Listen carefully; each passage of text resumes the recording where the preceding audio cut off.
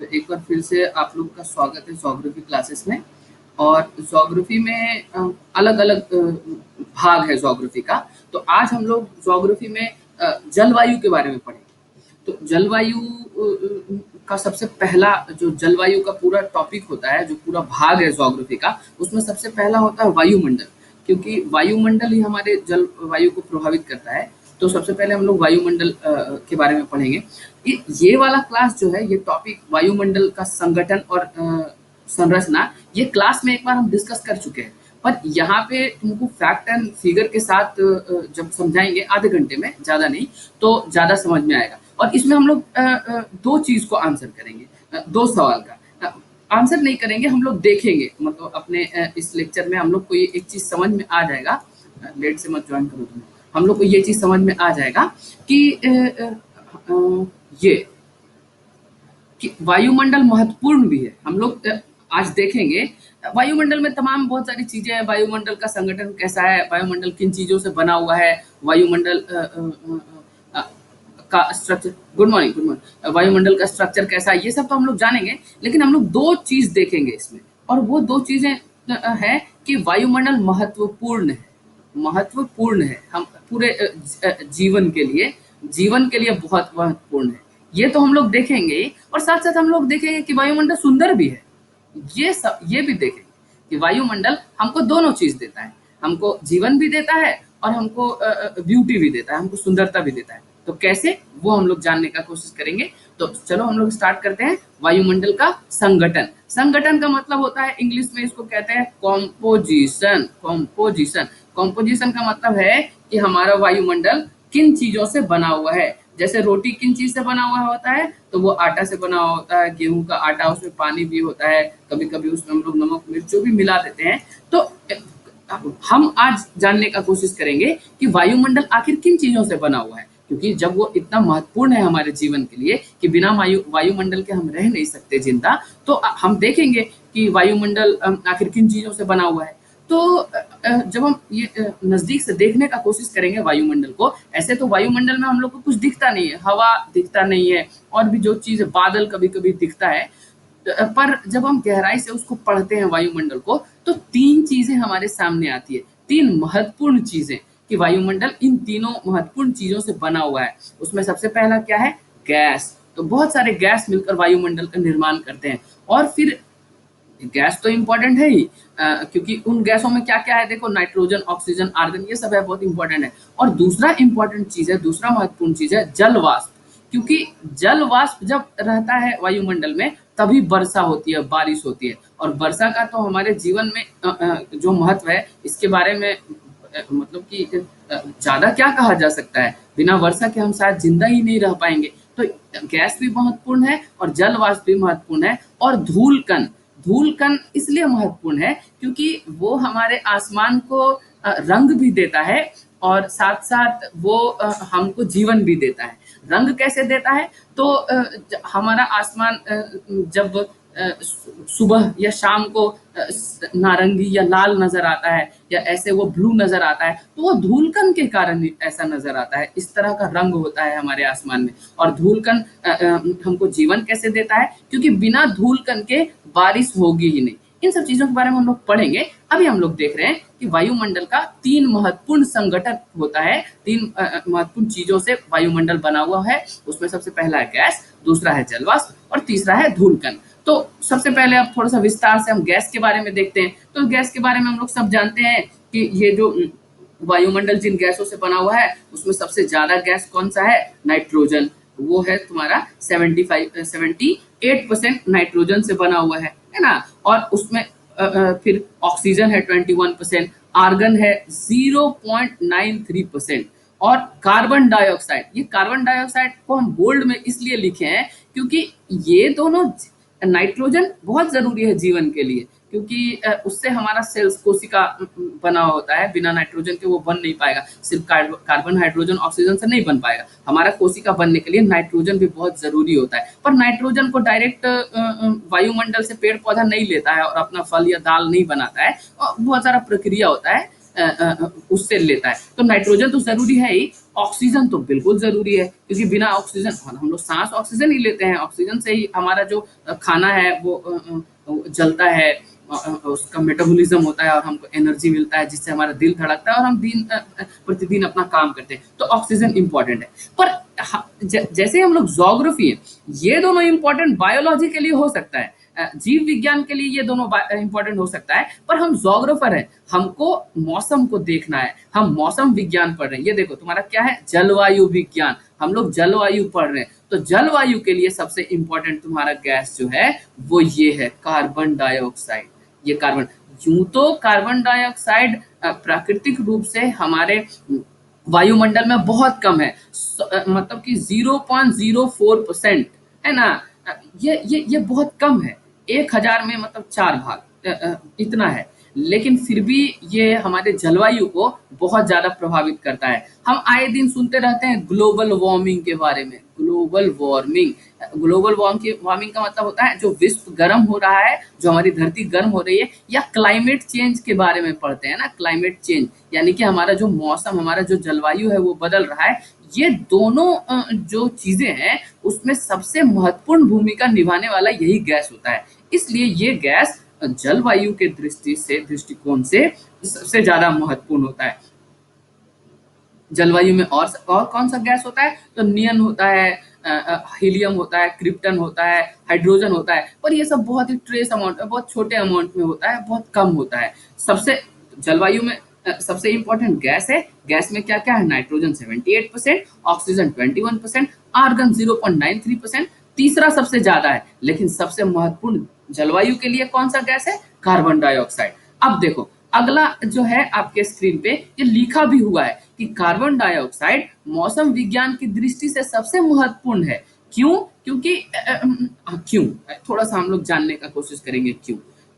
ये ऐसे उसके बाद हम लोग जानने का कोशिश करते हैं कि आखिर कार्बन डाइऑक्साइड हमारे जलवायु के लिए महत्वपूर्ण क्यों है। तो मान लो ये है पृथ्वी, ये है हमारी पृथ्वी, और इसके ऊपर एक कंबल ओढ़ा हुआ है, ये पृथ्वी, जिसको हम लोग बोलते हैं वायुमंडल। वायुमंडल, और इस वायुमंडल में ही ये तमाम गैस जो है, nitrogen, oxygen, argon, carbon dioxide, neon, helium, krypton और हाइड्रोजन, ये सब है। तो करता क्या है कि जैसे सूर्य की रोशनी जब आ रही होती है छोटी तरंगों में, तो कार्बन डाइऑक्साइड जो है हमारे वायुमंडल का कार्बन डाइऑक्साइड, ये इसको आने देता है, सूर्य की रोशनी को आने देता है। लेकिन जब पृथ्वी गर्म हो जाती है और ये लॉन्ग वेव रेडिएशन निकलता है इससे, तब इसको बाहर नहीं जाने देता। तो उष्मा को आने दिया, कार्बन डाइऑक्साइड एक ऐसा गैस है कि उष्मा को आने तो दिया लेकिन उष्मा को जाने नहीं दिया। तो जब आई बहुत सारी चीजें और जा नहीं पाई बाहर, तो यहाँ पे जमा होती गई, तो उष्मा जमा हो गया, और जमा जैसे ही उष्मा हो गया तो हमारा वायुमंडल गर्म हो गया, गर्म हो गया, और इसलिए ये वैश्विक तापमान को बढ़ा दिया।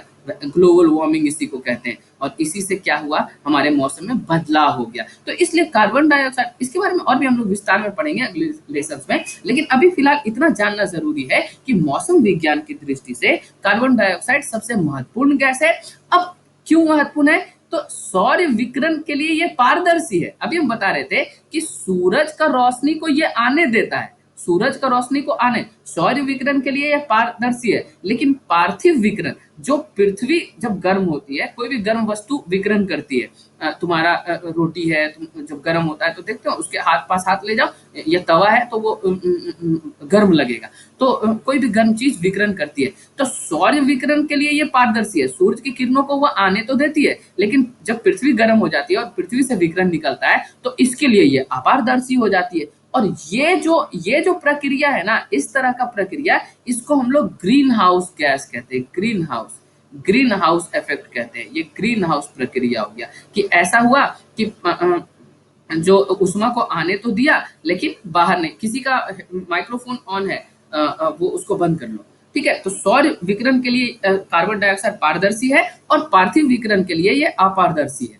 पिछले दशकों में जीवाश्म ईंधन जलाए जाने के कारण, हाँ, अब है कि यूं तो प्राकृतिक तरीके से हमारे वायुमंडल में कार्बन डाइऑक्साइड जो है वो 1000 का 4वां भाग है, मतलब 1000 में सिर्फ 4 है ना, ऐसा है। लेकिन आए दिन हम कर क्या रहे हैं कि इतना सारा मोटर गाड़ी चल रहा है, इतना ज्यादा कोयला जल रहा है, और ये सब कोयला और मोटर गाड़ी जब जलाते हैं तो इससे कार्बन डाइऑक्साइड निकलता है। तो जैसे ही हम ज्यादा से ज्यादा कार्बन डाइऑक्साइड को अपने वातावरण या अपने वायुमंडल में डालेंगे, तो वो धीरे धीरे उसका जो मात्रा है वो बढ़ता जाएगा, और जैसे जैसे मात्रा बढ़ता जाएगा वैसे वैसे ये ज्यादा पार्थिव विकिरण को अवशोषित करेगा, और वैसे वैसे पृथ्वी गर्म होती जाएगी। तो पिछले दशकों में जीवाश्म ईंधन जलाने के कारण वायुमंडल में CO2 के आयतन में और मात्रा में भी लगातार वृद्धि हो रही है, और जिसके कारण ग्रीन हाउस इफेक्ट जो है वो बढ़ गया है, और हमारी पृथ्वी धीरे धीरे गर्म हो रही है। उसके बाद और क्या, कौन सा इंपॉर्टेंट गैस है हमारे वायुमंडल में, तो ओजोन। तो लेकिन ओजोन पृथ्वी के सतह पे नहीं पाया जाता है, ये पृथ्वी से 10 से 50 किलोमीटर की ऊंचाई पे पाया जाता है, खास करके ये 30। हाँ हाँ बोलो, स्क्रीन पे नहीं आ रहा।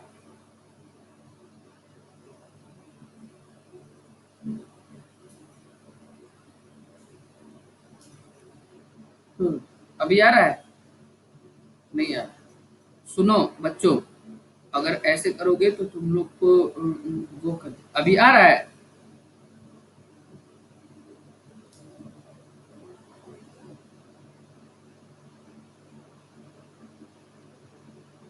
अभी आ रहा है? नहीं आया?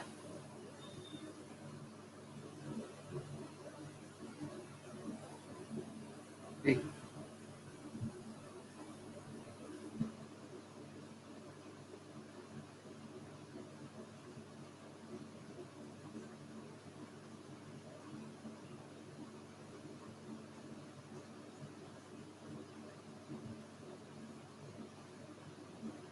अभी आया?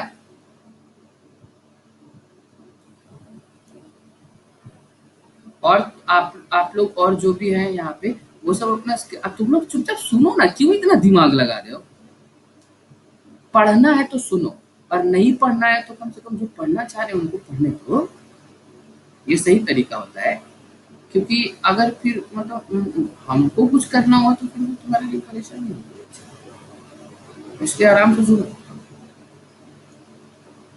हाँ, तो अभी हम लोग क्या बात कर रहे थे? हम लोग कह रहे थे कि हाँ, nitrogen, oxygen, carbon dioxide, argon, ये सब तो महत्वपूर्ण है ही। कार्बन डाइऑक्साइड क्या? हाँ ठीक, कार्बन डाइऑक्साइड जो है, हाँ ठीक ठीक, हाँ, कार्बन डाइऑक्साइड जो है वो जलवायु की दृष्टि से बहुत महत्वपूर्ण है, और साथ साथ हमारे जीवन की दृष्टि से, ये जीवन जो जीव है ना, जीवों की दृष्टि से ये ओजोन परत जो है, ओजोन गैस है। ओजोन क्या गैस होता है? O3। 3 तो ऑक्सीजन का एटम मिलके O3 बनाता है, और इसी को हम लोग ओजोन कहते हैं। पर ये ओजोन जो है ना, वो पृथ्वी के सतह पे नहीं पाया जाता है। अगर पृथ्वी पे सतह पे पाया जाए तो इसको हम लोग प्रदूषित बोलते हैं, प्रदूषण बोलते हैं। लेकिन जब पृथ्वी से ये 10 से 50 किलोमीटर की ऊंचाई पे, पर्टिकुलरली ये 30 से 35 किलोमीटर की ऊंचाई पे बहुत घना होता है, यहाँ पे पाया जाता है, ऊंचाई पे पाया जाता है। और ये करता क्या है, ये देखो ये करता है ऐसे ऐसे, हम लोग इसको जानने का कोशिश करेंगे कि ये करता क्या है ओजोन वाला गैस।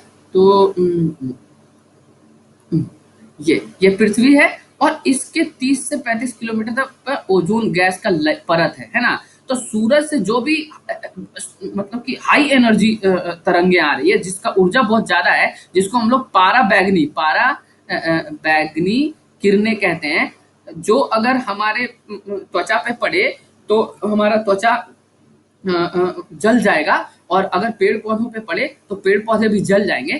तो इसको क्या करता है, इसको वो सोख लेता है, इसको ऑब्जर्व कर लेता है, वो फिल्टर की तरह काम करता है। ये फिल्टर की तरह काम करता है, पारा बैगनी किरणों को अवशोषित कर लेता है, इसको ऑब्जर्व कर लेता है। तो ये सब गैसेस जो है, इतना सारा गैस हमारे वायुमंडल में इंपॉर्टेंट, बस इतना ही। अगर कोई भी कॉम्पिटिटिव एग्जाम में पूछेगा तो गैस के बारे में तुमसे इतना से ज्यादा नहीं पूछेगा, क्योंकि इतना से ज्यादा साइंटिस्ट लोग को जानना है, तुम लोग को नहीं। जो सिविल सर्वेंट है या फिर जो सरकारी नौकरी के लिए सामान्य ज्ञान है, उसको इससे ज्यादा नहीं जानना। तुमको वायुमंडल में कौन कौन से गैस हैं, उसमें बस ये स्लाइड तुम्हारे लिए काफी है। इतना अगर तुम जान गए तो कॉम्पिटिटिव एग्जाम में कोई भी क्वेश्चन का जवाब दे दोगे।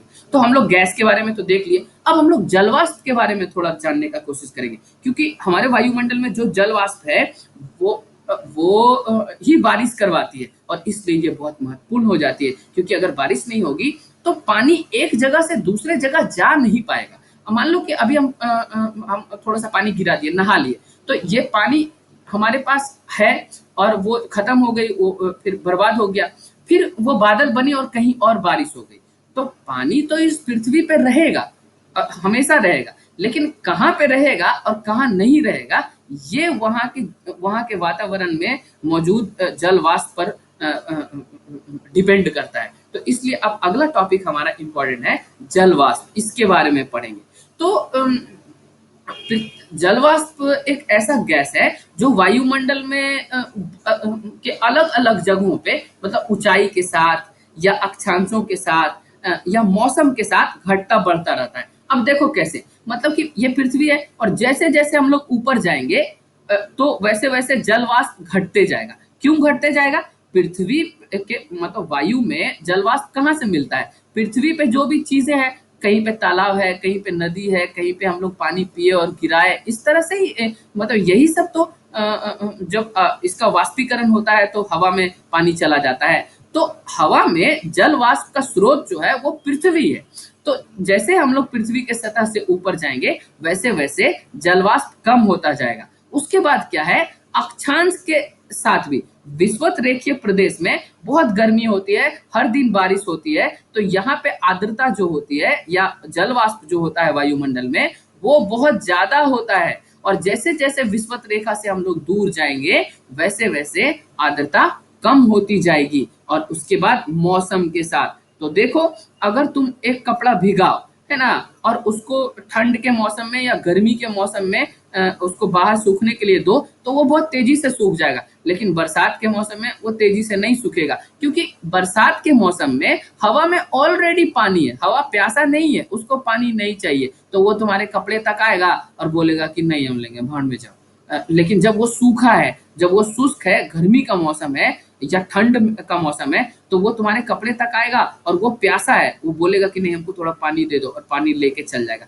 तो तुम्हारे कपड़े में पानी बचेगा नहीं और वो सूख जाएगा। तो मौसम के साथ भी जल वाष्प घटता बढ़ता रहता है। तो सबसे पहला पॉइंट हमारा स्क्रीन पे क्या लिखा हुआ है कि जल वाष्प वायुमंडल में उपस्थित ऐसा पर्यावरणीय गैस है जो ऊंचाई, अक्षांश और मौसम के साथ घटता बढ़ता रहता है। फिर जो अभी हम एक्सप्लेन किए वही लिखा हुआ है, गर्म तथा आर्द्र नहीं आर्द्र आर्द्र आर्द्र उष्ण कटिबंधीय क्षेत्र में। अब उष्ण कटिबंधीय क्षेत्र किसको कहते हैं? तो ट्रॉपिक ऑफ कैंसर और ट्रॉपिक ऑफ कर्क रेखा और मकर रेखा के बीच में जो भी क्षेत्र आता है उसको हम लोग उष्ण कटिबंधीय कहते हैं, क्योंकि यहाँ पे गर्मी बहुत ज्यादा पड़ती है, ठीक है ना। तो गर्म और आर्द्र उष्ण कटिबंधीय क्षेत्रों में हवा का आयतन हवा के आयतन के 4% तक होती है, जबकि ठंडे व गर्म मरुस्थल जैसे शुष्क प्रदेश में, जहाँ जो शुष्क प्रदेश है जहाँ पे हवा में पानी नहीं है, वहां पे अगर 100 लीटर हवा लेंगे तो 1 लीटर से भी कम पानी उस हवा में मिलेगा। लेकिन जो उष्णकटिबंधीय क्षेत्र है, जो आर्द्र क्षेत्र है, वहां पर अगर 100 लीटर हम हवा लेंगे तो उसमें कम से कम 4 लीटर मिलेगा हमको पानी। अब देखो कॉम्पिटिटिव एग्जाम में ये सवाल पूछता है कभी कभी, वो तुमसे पूछेगा कि हवा में कि मैक्सिमम कितना पानी हो सकता है, कितना जल वाष्प हो सकता है, तो तुम बताओगे कि 0 से लेके नहीं भी हो सकता है और 0 से 4% तक होता है अमूमन, आमतौर से। तो 4% याद करके रखो। जल वाष्प पूछेगा अगर कॉम्पिटिटिव एग्जाम में कि मैक्सिमम कितना होता है तो 4% लिखना। उसके बाद क्या है, देखो हम अभी समझाए तुमको कि विषुवतीय ध्रुव, विषुवतीय ध्रुव किसको कहते हैं? पृथ्वी के बीच में जो वृत्त है, विषुवतीय वृत्त से ध्रुव की तरफ जलवाष्प की मात्रा कम होती जाती है, क्योंकि अगर हवा में तापमान ही नहीं होगा, विषुवत रेखा से जैसे जैसे हम लोग दूर जाते हैं ध्रुवों की तरफ तो तापमान कम होने लगता है, और जब हवा में तापमान ही नहीं होगा तो वो वाष्पीकरण करेगा कैसे, और जब वाष्पीकरण नहीं करेगा तो हवा को जलवाष्प मिलेगा कैसे। तो इसलिए ये विषुवत रेखीय प्रदेश से जैसे जैसे हम लोग दूर जाते हैं ध्रुवों की तरफ वैसे वैसे हवा में जलवाष्प की मात्रा कम होते जाती है। उसके बाद क्या है, जलवाष्प भी एक ग्रीन हाउस गैस की तरह काम करता है, ग्रीन हाउस गैस की तरह काम करता है।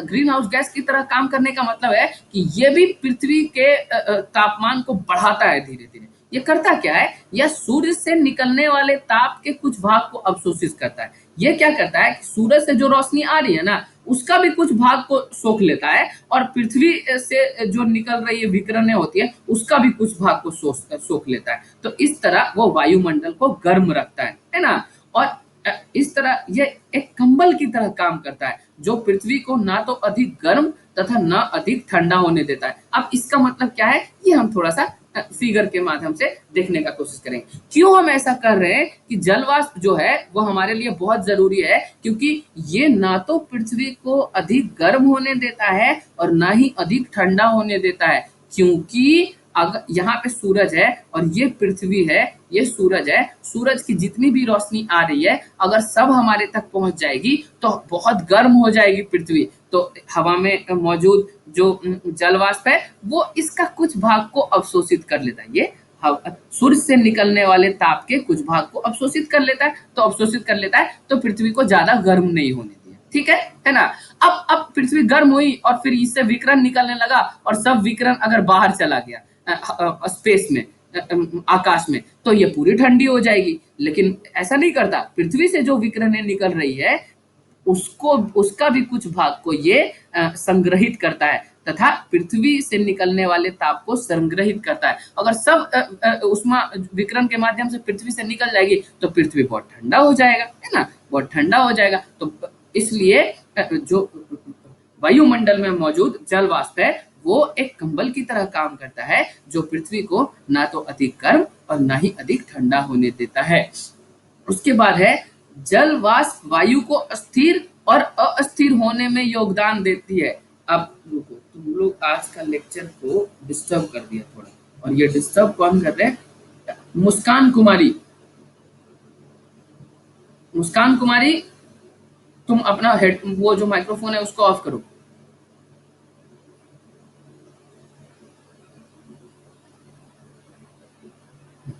हाँ, तो जल, अगला पॉइंट है हमारा वो है कि जल वाष्प, यहाँ पे हम लोग अभी कुछ दिन पहले एक तूफान साइक्लोन आया, दोनों जगह आया, भारत के दोनों तरफ आया, मतलब मुंबई के पास, हाँ, पश्चिमी तट पे भी आया और पूर्वी तट, हाँ, उड़ीसा के पास अक्सर आते रहता है, अभी प्री मानसून सीजन में अक्सर आते रहता है।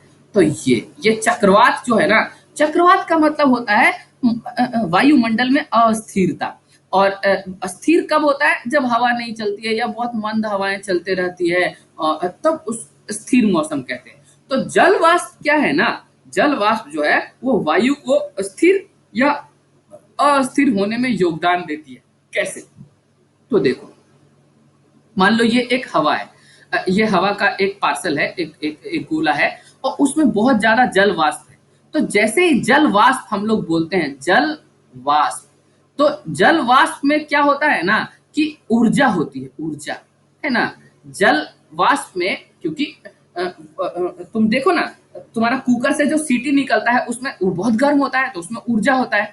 तो जैसे ही किसी चीज में ऊर्जा आ जाएगी, जैसे अभी तुम लोग है, तुम लोग का जो 18 से 24 वाला एज है उसमें बहुत ऊर्जा है तुम लोग में। तो जैसे ही ऊर्जा होता है तो अस्थिरता बढ़ जाती है। तो जल, अगर किसी वायु में बहुत ज्यादा जल वाष्प है तो जल वाष्प में ऊर्जा होती है, और जैसे ही ऊर्जा होगी तो वो एकदम पूरा घूमने फिरने नाचने कूदने लगेगा, और वो क्या चक्रवात ला देगा, है ना। ठंड के मौसम में क्या होता है कि इतना ठंडा होता है, ऊर्जा नहीं होती, और वायु में जलवाष्प भी बहुत कम होता है, आर्द्रता बिल्कुल ही कम होती है, नमी एकदम कम हो जाती है, तो ठंडा धीरे धीरे हवा चलेगा, पता भी नहीं चलेगा, तुमको पत्ता भी नहीं हिलेगा। तो इसलिए जो जलवाष्प है ना, क्योंकि जलवाष्प में ऊर्जा होती है, और किसी भी वायु का जो जलवाष्प है वो ही ऊर्जा का स्रोत होता है, इसीलिए वो हमारे वायुमंडल को स्थिरता या अस्थिरता प्रदान करती है। इसका एक और हम लोग एग्जाम्पल लेंगे। साइक्लोन जब भी आता है ना, चक्रवात, तो न्यूज़पेपर में तुम लोग पढ़ोगे कि एक टर्म वो लोग यूज करते हैं। मान लो कि ये इंडिया है, इंडिया का जमीन वाला भाग है और ये पानी वाला भाग है, और एक चक्रवात यहाँ से घूमते हुए यहाँ पे आई, तो जैसे ही वो जमीन से टकराती है ना, जैसे ही कोई चक्रवात अगर जमीन से टकराती है तो उसको हम लोग टेक्निकल लैंग्वेज में लैंडफॉल कहते हैं, लैंडफॉल, है ना, कि अब जमीन से टकरा गई, लैंडफॉल हुआ। तो अब जैसे ये चक्रवात का लैंडफॉल हुआ ना, जमीन से टकराई ना, तो थोड़ा दूर 30-40 किलोमीटर 100 किलोमीटर अंदर गई और फिर वो खत्म हो जाती है। क्यों? क्योंकि देखो, जब वो समंदर में थी तो उसको हमेशा पानी मिल जा रहा था, तुरंत तुरंत पानी मिल रहा था, और पानी के साथ उसमें उष्मा ऊर्जा भी मिल रही थी। तो जब कोई भी सिस्टम को ऊर्जा रहेगा तभी तो वो चलेगा। तुम्हारा गाड़ी तभी चलेगा जब उसमें पेट्रोल हो, अब उसमें पेट्रोल है ही नहीं तो चलेगा नहीं। तो जैसे ये जमीन से टकराई और आगे बढ़ने लगी, तो अब तो इसका जो जल वाष्प का जो ऊर्जा का स्रोत था, जहां से इसको ऊर्जा या उष्मा मिलती थी, वो मिल ही नहीं रहा। तो कुछ दूर जाके ये खत्म हो गया, चक्रवात खत्म, है ना। तो ये जो जल वाष्प है ना, वो हमारे वायुमंडल को स्थिरता या अस्थिरता प्रदान करने में बहुत ही महत्वपूर्ण योगदान निभाती है। जब हम लोग साइक्लोन पढ़ेंगे तब इसके बारे में हम लोग विस्तार से पढ़ेंगे। अभी हम लोग वायुमंडल का जो महत्वपूर्ण संगठक है, जो कंपोजिशन है एटमॉस्फेयर का, उसको पढ़ रहे हैं। उसमें सबसे पहले हम लोग गैसों के बारे में पढ़े, उसके बाद हम लोग जलवाष्प के बारे में पढ़े, और उसके बाद एक और बहुत ही इंपॉर्टेंट चीज है धूल कण के बारे में। ये हमारे जो वायुमंडल को रंग भी देता है और हमें जीवन भी देता है। रंग, क्योंकि नीला पीला आसमान ये धूल कण के कारण ही होता है, जो उससे स्कैटरिंग होता है लाइट का, उससे। और जीवन कैसे देता है? क्योंकि धूल कण के बिना वर्षा संभव नहीं है। अगर वर्षा नहीं होगी तो हम सोच सकते हैं कि जीवन बहुत मुश्किल में पड़ जाएगी। तो अब हम लोग देखते हैं थोड़ा सा नजदीक से जाके कि धूल कण क्या है। वायुमंडल में छोटे छोटे कणों को भी रखने की क्षमता होती है। क्या होता है कि हवा जब चलता है ना, तो वो छोटा छोटा कण को अपने ऊपर सस्पेंडेड तरीके से रखता है। इसको देखना है तो तुम कैसे देख सकते हो? अंधेर रूम में जाओ और एक छोटा सा कहीं पे ऊपर में अगर सुराख हो, उससे रोशनी आती हुई दिखेगी तुमको, और उस रोशनी में हजारों सैकड़ों कण तुमको दिखेंगे। तो तुमको पता चल जाएगा कि अरे ये जो हवा है वो इतनी भी साफ नहीं है, इसमें बहुत सारे छोटे छोटे कण पाए जाते हैं। तो वायुमंडल में ये क्षमता होती है कि वो छोटे छोटे कणों को अपने साथ रख पाए। और ये छोटे कण कहाँ से आते हैं, उनका स्रोत क्या है? तो समुद्री नमक सबसे इंपॉर्टेंट। चूंकि हमारे पृथ्वी का जो 2/3 भाग है, लगभग 70% भाग जो है वो जल है, और जल से हवा गुजरती है और इससे पानी ले लेती है, और चूंकि वो पानी में नमक बहुत ज्यादा है तो थोड़ा सा नमक भी ले लेती है, और ऐसे कर करके हमारे पूरे वायुमंडल में जो नमक का मात्रा बहुत ज्यादा बढ़ जाता है। तो समुद्री नमक है, ये छोटा छोटा कण क्या है? समुद्री नमक है, या महीन मिट्टी है, या धुआं से निकला हुआ जो काला कालीमा होती है धुआं की, वो है, राख है, फूलों का पराग है, धूल तथा उल्का पिंड जब टूट जाता है, वायुमंडल में आता है और वो टूट वो बिल्कुल ही मेल्ट हो जाता है, वो पिघल जाता है। तो पिघल के कहाँ जाएगा? पिघलेगा भी तो कुछ ना कुछ, उसका राख तो चारों तरफ वायुमंडल में बिखर ही जाएगा ना। हजारों उल्का पिंड हमारे वायुमंडल से टकराती है और उसका जो राख होता है वो वायुमंडल में चला जाता है। तो इन सब चीजों से समुद्री नमक, महीन मिट्टी, धुएं की कालीमा, राख, पराग, धूल, उल्का के टूटे हुए कण, इन सब से मिलके जो धूल कण बनता है हमारे वायुमंडल में। और धूल कण प्राय वायुमंडल के निचले भाग में पाया जाता है, क्योंकि धूल कण थोड़ा सा जो है वो भारी होता है, और जब भी कोई चीज भारी होगा, मतलब गुरुत्वाकर्षण उसको अपनी ओर खींचती है, तो पृथ्वी के सतह पे बहुत ज्यादा धूल कण पाया जाता है। जैसे जैसे ऊपर आसमान में हम लोग जाते हैं, वायुमंडल में जैसे जैसे हम लोग ऊपर जाते हैं, तो धूल कण कम होते जाता है। लेकिन कभी कभी क्या करती है ना, कि पृथ्वी पे जो संवहन क्रिया होती है, संवहन क्रिया का मतलब क्या? तुम्हारा सॉसपेन है, उसमें पानी तुम गर्म, पानी अभी ऐसे रहेगा, फिर वो ऐसे ऐसे उठने लगेगा, तो इसी को संवहन क्रिया कहते हैं। वो उठने लगता है और ट्रांसफर करता है एनर्जी को नीचे से ऊपर, नीचे से ऊपर। तो वायुमंडल में भी वैसे ही संवहन क्रिया होती रहती है। वायुमंडल में हवाएं क्या करती है कि ऊपर जाती है, फिर ऊपर से नीचे आती है, फिर गर्म होती है, ऊपर जाती है। तो ये संवहन क्रिया क्या है ना, अपने साथ धूल कण को कभी कभी बहुत ऊंचाई तक भी ले जाती है। और उसका उदाहरण क्या है? तो बादल, क्योंकि बादल का मतलब ही होता है धूल कण। अगर धूल कण नहीं होगा तो बादल नहीं बनेगा। अभी हम लोग देखेंगे, आगे लिखा हुआ है तुम्हारे स्क्रीन पे, जो धूल कण है वो पृथ्वी के सतह पे पाई जाती है, और लेकिन संवहन क्रिया, जो वायु का संवहन है, उसके प्रभाव में आकर ये कभी कभी बहुत ऊंचाई तक भी चली जाती है। धूल कण का सबसे ज्यादा जमाव शुष्क प्रदेशों में होता है। हाँ, अब जो भी ड्राई एरिया होगा, जैसे डेजर्ट, है ना, मरुभूमि में धूल बहुत उड़ेगा। जहाँ पे आर्द्रता ज्यादा होगी तो वो धूल नहीं बन पाएगा। ठंड के मौसम में धूल ज्यादा उड़ता है, बारिश के मौसम में धूल कम उड़ता है। तो आर्द्र अगर होगा हमारा मौसम तो वहां पे धूल कम उड़ेगी, और अगर शुष्क प्रदेश होगा तो वहां पे धूल ज्यादा उड़ेगी। अब धूल करता क्या है, धूल और नमक के कण आर्द्रता ग्रही केंद्र की तरह काम करते हैं। आर्द्रता ग्रही केंद्र का मतलब होता है हाइग्रोस्कोपिक मॉलिक्यूल। छोड़ो, आर्द्रता ग्रही, आर्द्रता का मतलब वाष्प मतलब पानी, और ग्रही का मतलब ग्रहण करने वाला, और केंद्र का मतलब तो केंद्र होता है। तो मान लो ये एक धूल का या नमक का कण है, तो ये क्या काम करेगा, इसके चारों तरफ जल वाष्प की का जो कण है वो आके सट जाएगा।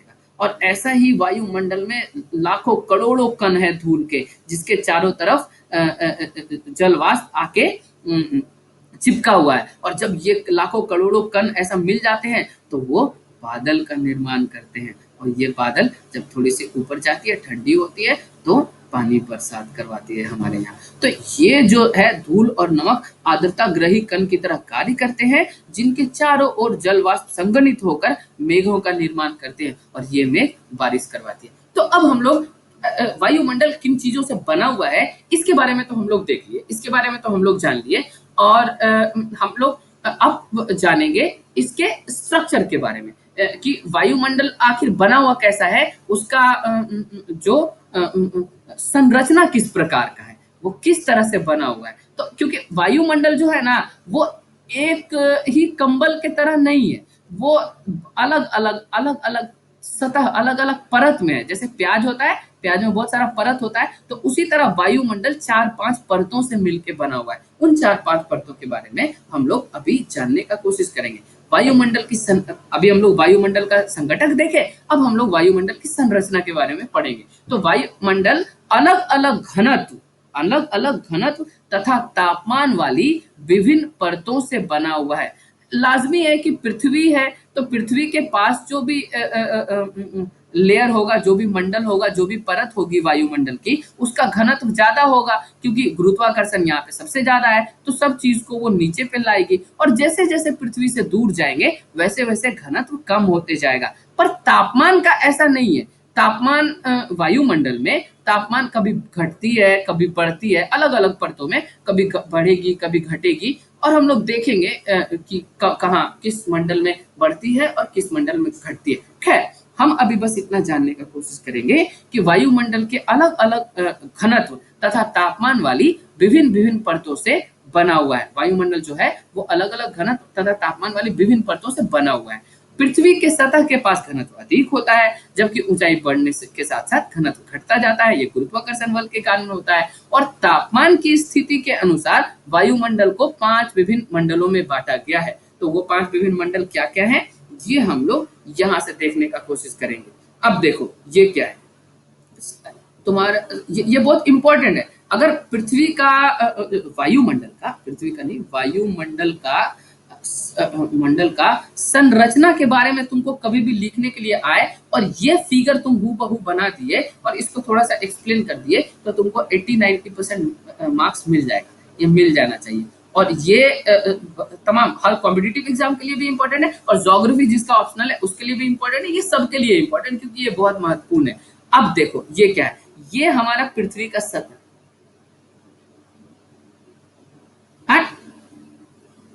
अच्छा ठीक ठीक, अभी सुनो पहले ध्यान से। अब देखो ये जो हमारा है ना, वो पृथ्वी का सतह है। ये पृथ्वी से ऊंचाई है। इधर क्या है, ऊंचाई, ऊंचाई 0 किलोमीटर सतह पे है, सतह है ये पृथ्वी का। और इससे 10 किलोमीटर, 50 किलोमीटर, 100 किलोमीटर, 400 किलोमीटर के बाद हम लोग मानते हैं कि बाहिर मंडल है, वो एक्सोस्फीयर है। उसके बारे में हम लोग को बहुत कम ज्ञान है, नहीं जानते हैं हम लोग लगभग।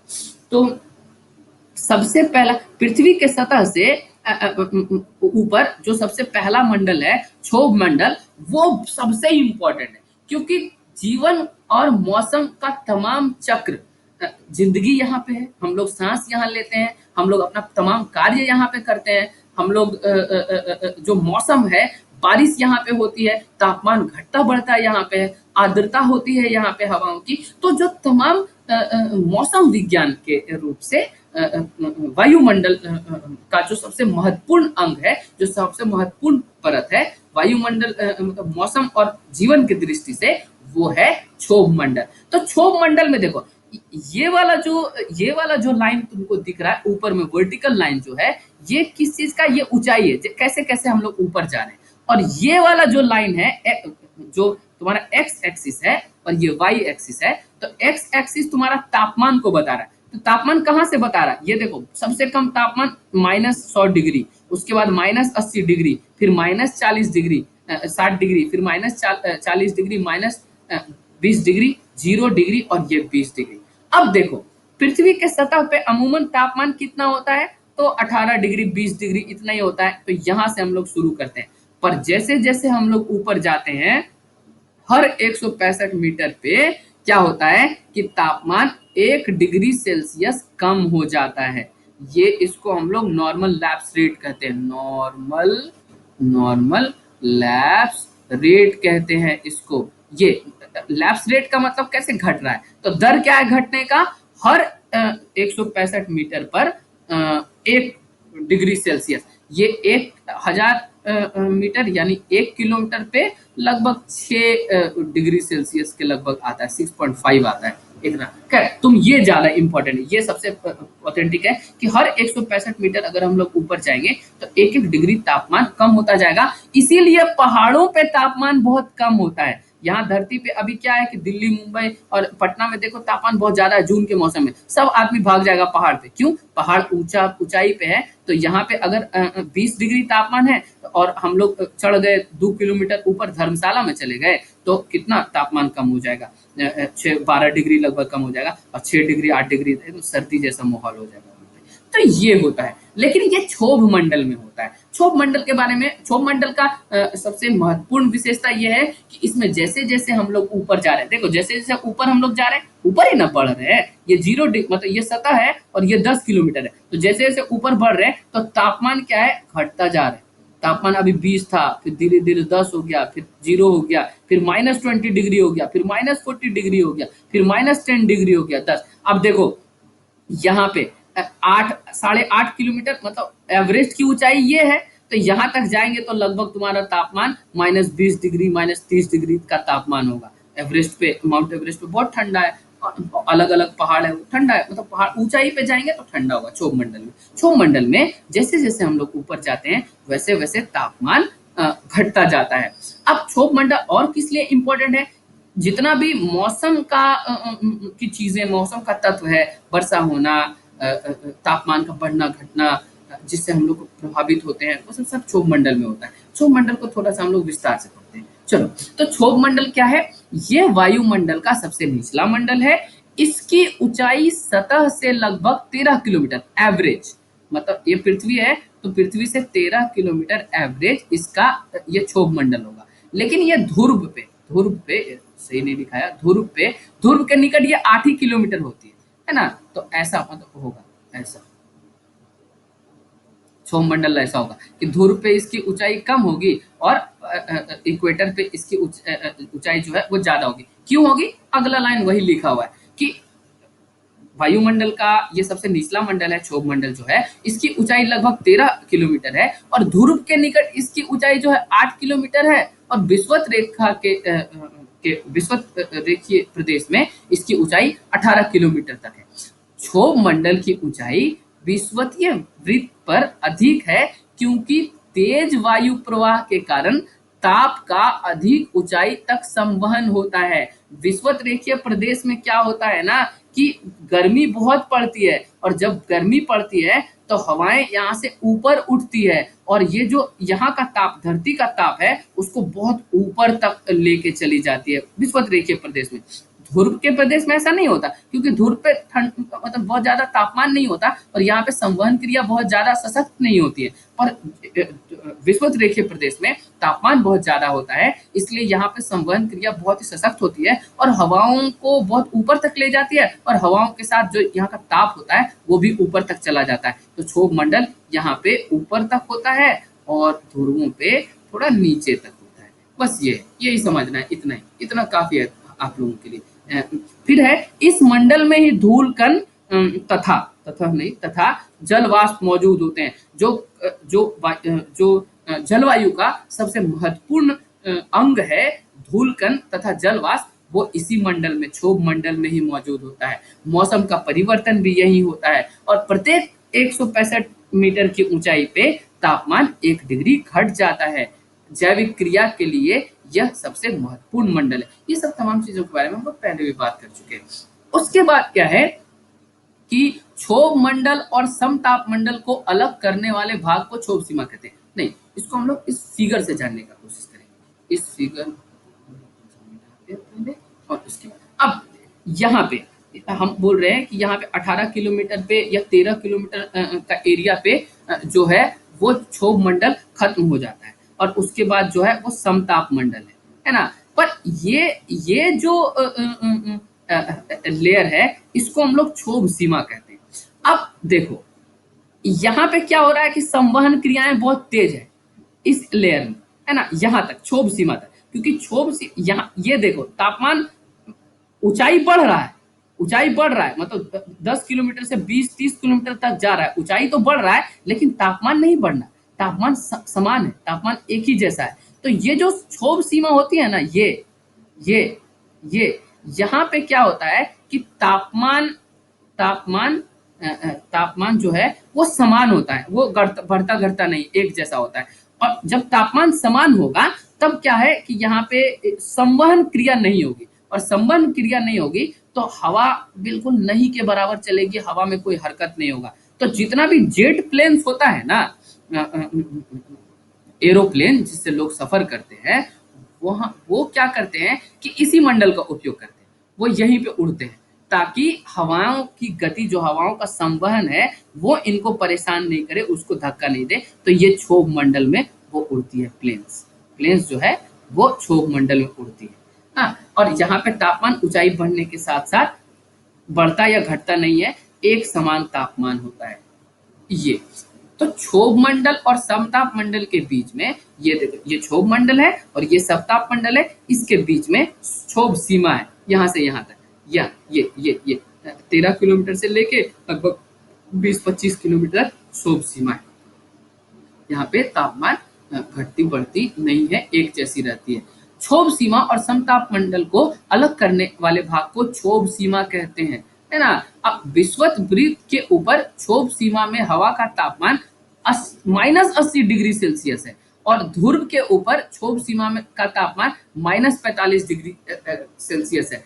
ध्रुव पे ज्यादा इसलिए है कि ध्रुव पे तापमान ज्यादा इसलिए है क्योंकि ध्रुव पे जो क्षोभ सीमा होती है वो धरती के नजदीक होती है और विषुवत रेखा में क्षोभ सीमा धरती से बहुत दूर होती है। धरती से जितना दूर जाएंगे उतना ज्यादा तापमान कम होगा। तो यहाँ पे क्षोभ सीमा में -80 डिग्री ये बहुत कम तापमान है और -45 डिग्री ये इससे ज्यादा तापमान है ना। तो ध्रुव पे इसीलिए थोड़ा सा ज्यादा क्षोभ सीमा का तापमान होता है क्योंकि ये धरती के करीब होती है, लेकिन विषुवत रेखीय प्रदेश में क्षोभ सीमा है वो धरती से दूर होती है और इसलिए इसका तापमान -80 डिग्री तक चला जाता है। पर ये जो क्षोभ सीमा है वहां पर तापमान स्थिर होता है और स्थिर होने के कारण ही इसको क्षोभ सीमा कहते हैं। और स्थिर होता है, हवा का टर्बुलेंस नहीं होता है, हवा का संवहन नहीं होता है और यहाँ पे जेट प्लेन्स को उड़ाते हैं। समताप मंडल के ऊपर 50 किलोमीटर की ऊंचाई तक पाया जाता है। अब ये जो 20 किलोमीटर से हम लोग देख रहे हैं ना, ये 20 किलोमीटर से 50 किलोमीटर के दूरी तक, यहाँ ये 20 किलोमीटर से 50 किलोमीटर की दूरी तक ये समताप मंडल है। अब इस समताप मंडल में तुमको दिख रहा है इस फिगर में, ये सबसे इंपॉर्टेंट क्या है कि जैसे जैसे ऊंचाई बढ़ रही है वैसे वैसे इसका तापमान बढ़ रहा है ना। तो यहाँ पे क्षोभ मंडल में हम लोग देखें कि पहले तापमान जैसे जैसे ऊंचाई हुआ वैसे वैसे घटा, उसके बाद क्षोभ सीमा आया और उसमें मतलब ऊंचाई के साथ ना तो बढ़ा ना तो घटा, एक समान रहा। लेकिन जैसे ही समताप मंडल में गए तो ऊंचाई के साथ तापमान बढ़ने लगा और जो समताप सीमा है वहां तक जाते जाते ये लगभग मतलब 0 डिग्री इतना बढ़ा कि 0 डिग्री के लगभग तक आ गया।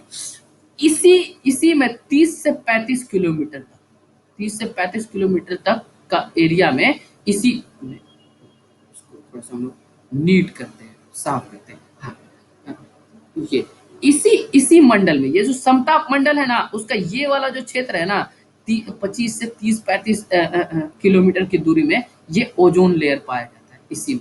और ओजोन क्या करता है कि ताप सूरज से आ रही पराबैंगनी किरणों को अवशोषित करता है। तो जब वो किरणों को अवशोषित कर रहा है तो इसका तापमान बढ़ेगा ही। ओजोन बहुत ज्यादा है तो तापमान बढ़ने लगा। यही कारण है कि इस मंडल में है ना, जैसे जैसे ऊंचाई बढ़ती जाती है तो वैसे वैसे तापमान बढ़ता जाता है। और लिखा हुआ है कि समताप मंडल का एक महत्वपूर्ण लक्षण यह है कि इसमें ओजोन परत पाई जाती है जो सूर्य की पराबैंगनी किरणों को अवशोषित कर पृथ्वी तक ऊर्जा की तीव्र तथा हानिकारक किरणों या तत्वों से बचाती है पृथ्वी को।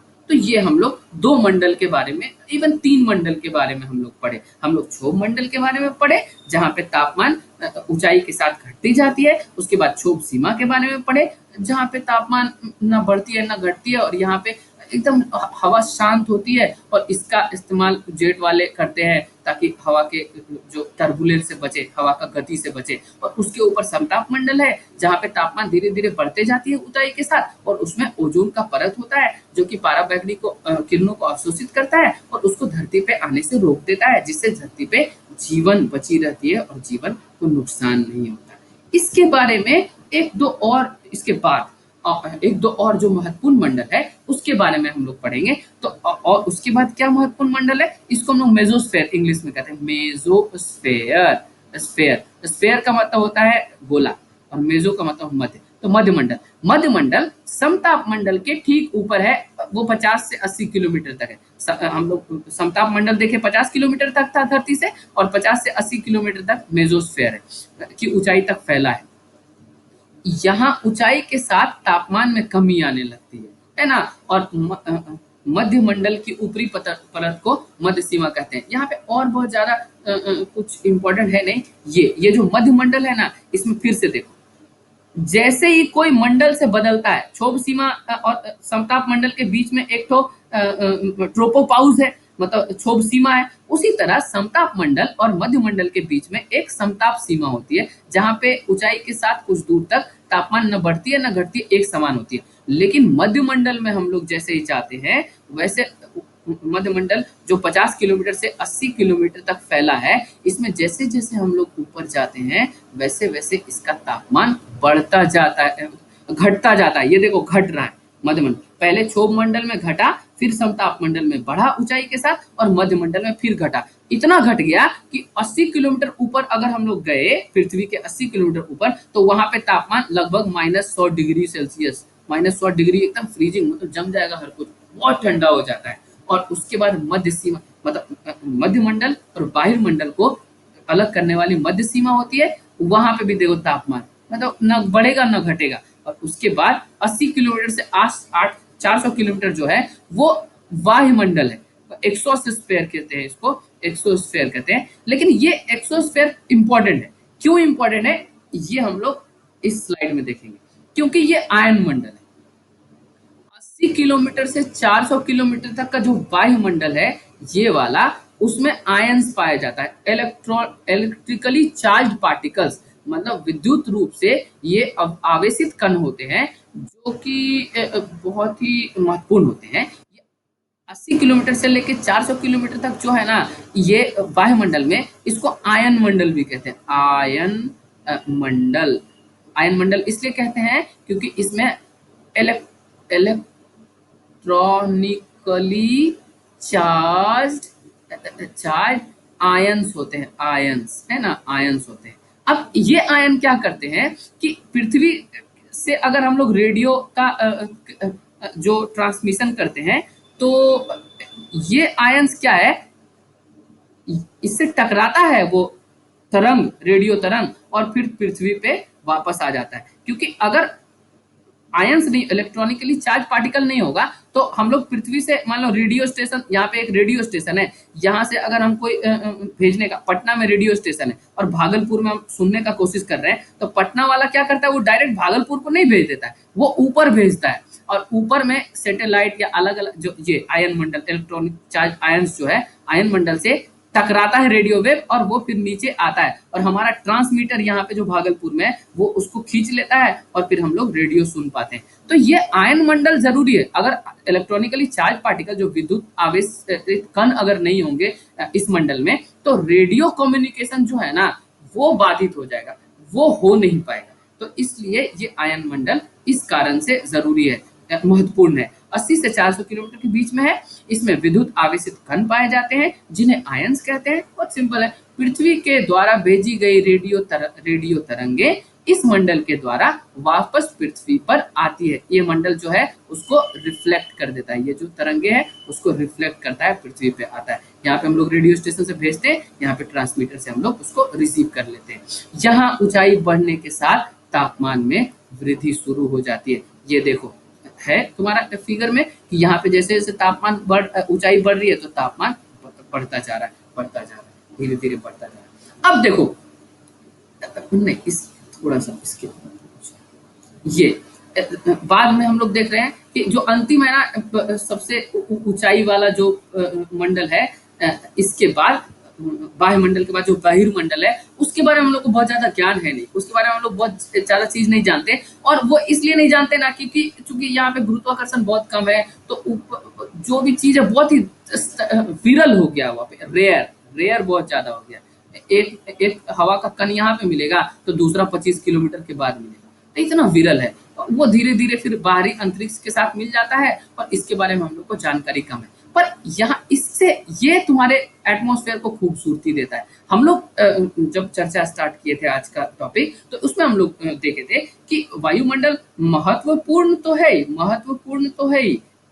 है जीवन के लिए, ये महत्वपूर्ण है ना, लेकिन ये खूबसूरत भी है, ये सुंदर भी है। इस चीज के बारे में भी हम तुमको चर्चा करने के लिए बोले थे कि हमारे जीवन को ये सुंदरता भी देता है। तो कैसे सुंदरता देता है? ये आयन मंडल क्या है ना, पृथ्वी है मान लीजिए और इसके ऊपर आयन मंडल है। तो आयन मंडल से कभी कभी क्या होता है कि सूरज का जो सोलर स्टॉर्म्स होता है, सूरज भी कभी कभी क्या है कि अपना आयंस को का एक झोंका पृथ्वी की तरफ भेजती है।